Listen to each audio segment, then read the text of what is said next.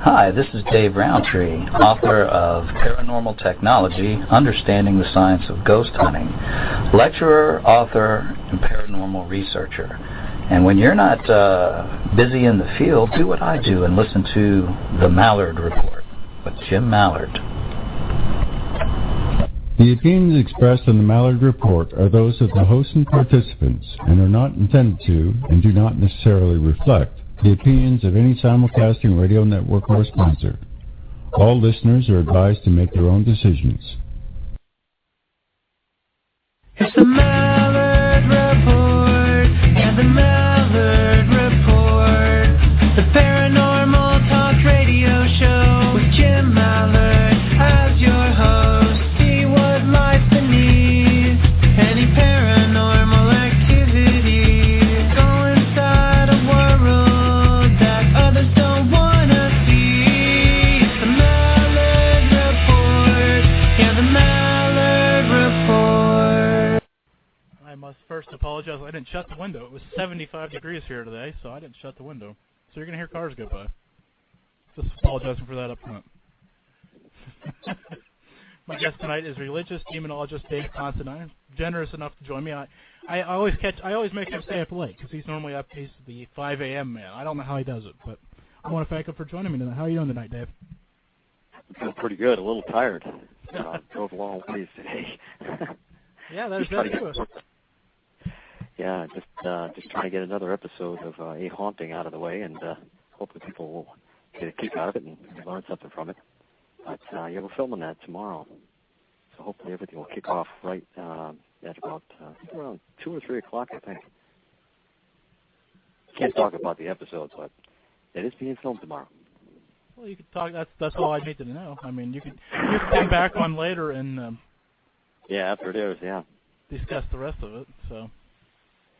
Yeah, I mean it's another case of someone getting involved with things that they probably shouldn't, and getting themselves into some trouble.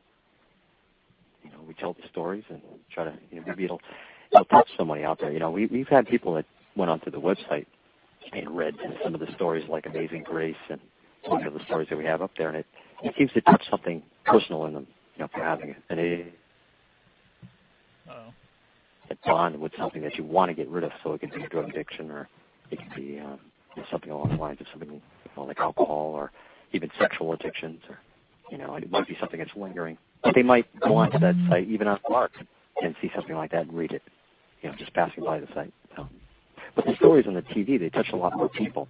And these stories, they air in America, then they go over to Japan, and they go to all through Europe and all through Asia. As a matter of fact, we've gotten emails from India, so we know there's something out there. So it reaches a lot of people. Hopefully, it really does, especially via the internet. It's amazing how things take off. I was just looking at some podcast download things, and I forget 30-some countries worldwide have listened to my show for some non-apparent reason to me. So. Oh, I don't doubt it. And people are going to listen to shows like yours because you have control of your show. Some of these bigger shows, I won't name them. They have representatives that oversee those shows, and they tell the host what they want to hear. Yes. So you've had it, As Thomas Fusco would tell you, they got to sell cornflakes, so they've got to do what they've got to do. It's a lot harder for you guys, because you really have to put a lot into it. It just takes a lot of time. These guys, they have people doing it for them. Yeah. So they walk in, you're able to walk in and say, "Who's my guest today? Where's my notes?" Yeah. You didn't even read the book. I could go on a show, but I'd read somebody's book and be like, "Oh yeah, well, I had some things." But, no. I try to read the books when they come to me. I'm a slow reader, so. Well, you have so many guests on. I mean, you must have one heck of a library. It must be like my house. It's getting there. It's slowly accumulating now, so which is good. It's humbling.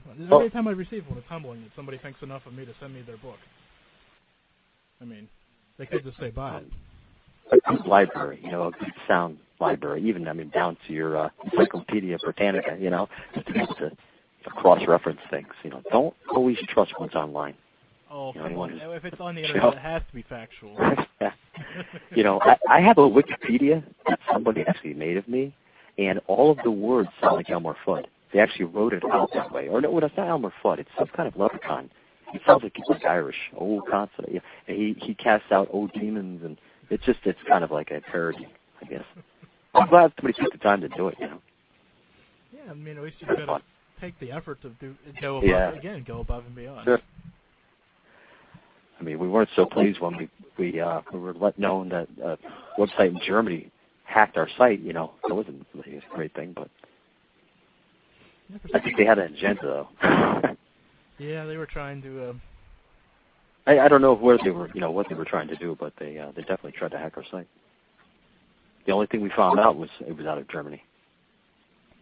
Oh, but we had some threats just weeks before, so then we were having issues with that, so it was a little obvious at the time.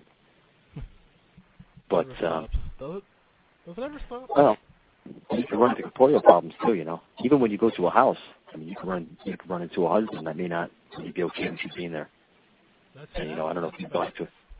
Have you ever gone into a case like that? Yeah. Oh yeah. Couple of them. It may not be the husband though. Maybe the husband that's the believer, and the wife that. Normally, stereotypically, I guess. I had this one grandmother. She scared the living bejeepers out of me. She would show up you just walk around the corner, she'd be right there. She'd just smile at you and walk away, She was a little lady, but she'd just pop up and just scare you, She got a kick out of it or something. But there always seems to be somebody in the family that seems to be not okay, with that, so. Yeah. But, I guess to a point. But on the other hand, you kind of just wish they'd go eat dinner somewhere. Well, we got to everybody together. When you're working a case, you got to kind of get together. There are times you just wish they'd disappear for a little bit, so you could actually get some. You can ask a question without hearing. Well, what's the thing is, by the end of the case, if you're able to attain the evidence, that person might change their mind. It might help the family to bond too. That's one good thing about when you go in as an investigator, you get that evidence. When you're able to show it to the family, make sure you're bringing that skeptical part of that family, because it's better for the family to bond. Like the little old lady in Poltergeist, you guys stick together. Even neighbors and whatnot. If it's okay for them to know and they've been experiencing, or if there's somebody who knows about it and has been skeptical about it, instead of them causing a problem, kind of bring everybody together and let them know this is what's occurring here.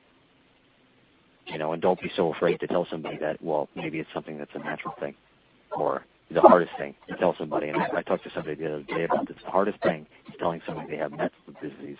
If they have a psychosis, it's really hard to tell somebody they're crazy, because they're that way for the rest of their life. Demons you can get rid of. Mental disease, that's forever, at least in this existence. So it's harder to tell them that they have something going on. We'll say something a little not lighter, but something that's akin to our work would be a conversion disorder. This is something it's akin to Tourette's. It's when the body kind of reenacts a traumatic time in a person's life, usually earlier in life. And the body will act out. Let's give you an example. Person was raped. That person was laid on the floor when they were raped. Okay, I don't want to be too graphic here. But everything that you would see in a rape without the second person would occur in front of you with a person with conversion disorder that had suffered that trauma. It'll look like they're being raped, but there will not be a second person. There won't be a person doing the act to them. So their body kind of reenacts that. So if you were an investigator, you weren't seized, or you didn't know what to look for, or you didn't have maybe a psychiatrist that you could talk to, or different ways of trying to find out what's going on and discerning the problem, you wouldn't get to that this person really doesn't have a spiritual problem. Because you do a person a disservice when you are working with them and you're stressing on that you have a spiritual problem, you have a spiritual problem. Well, if you're not absolutely sure about that, don't say that. And I know a lot of Baptist ministers and a lot of evangelical ministers don't really harp on the spiritual. You got to look at the natural side. You got to be skeptical. That is correct. And we were chatting briefly. Jeez, Pete. I hate when this happens. We were chatting briefly for a few moments off air, and we were talking about snow days and heading into summer vacation, and how some people think that the snow day tomorrow would be great. Of course, spring now, so this doesn't really apply. But back in the wintertime, when you were a kid and you woke up and you had a snow day, it was the best day ever. And then going forward, when June came around and end of school was coming around, and you were sitting in school when it was 80 degrees outside, and you wanted to be outside, you wanted to be home that day instead, same type of mindset too. Even with that, I think we were discussing a person getting involved with something that could lead to a difficult, a problem, a spiritual problem. You have the mindset where you don't realize what the ramifications might be. So that's another side of it too. That's the addition to, that's a lot of the information that you're getting from these people. Yeah. So it all makes, it's just a constant influx of this information. You kind of got to be their friend real fast. And we were talking about how some people were, I don't want to say investigators or people claiming to be demonologists. I think we hammered that pretty hard last time. But we'll just lump them all together. People of the paranormal at this point. Some of them, not all of them. I'm trying to walk this tightrope because, I don't want to offend anybody, but I'm going to probably before we're done tonight. Yeah. But it seems like they're happy to have the snow day, and then later on they get that phone call to, oh wait, we might have messed that up, or we rushed to judgment, or and then they have to scramble to find somebody like you, or any number of resources then, and it'd be better just to take the few extra days, following through with the analogy, I guess. People break them. What? Yeah, and that's the mindset. It's almost, you'll find a lot of adults are childlike. I've ran into a lot of families where I couldn't tell who were the kids. The kids are doing anything they want. They're in total power in the house. You wouldn't have seen that. The structure of the family needs to be corrected. Even with a single person, you need to correct that person because nobody took the time to tell that person. And when you get to a house, or even a single person, and the person, the curtains are drawn, they got bags of porno in the corner, the house is strewn with papers, the bathroom looks like somebody exploded in there. This person's got some problems. We got to contact the family. We got to contact some friends here. We got to get some support for this person. Otherwise, you're going to find them hanging. Because if it's not a demon, it's going to be their own demons. It's going to keep on festering. It's like a cancer. Cancer kills you. Cancer's not just, the corporeal cancer. Cancer can be, anything that eats at you, eats you away.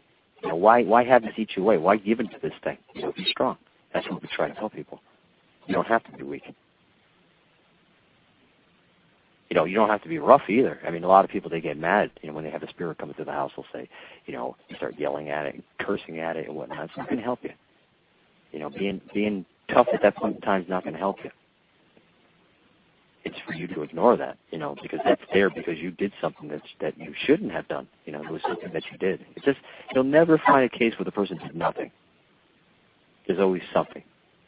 That it might be something that they did earlier in life that when they moved there, and the strangest thing is that they felt drawn to a particular place. You'll find that if you go through the person's life, you'll find that they lived at multiple haunted places. And I'm not talking places that they just moved there as the activity started because they were a haunted person. I'm talking with the history of each one of these places that we checked into. They just so happened to move there.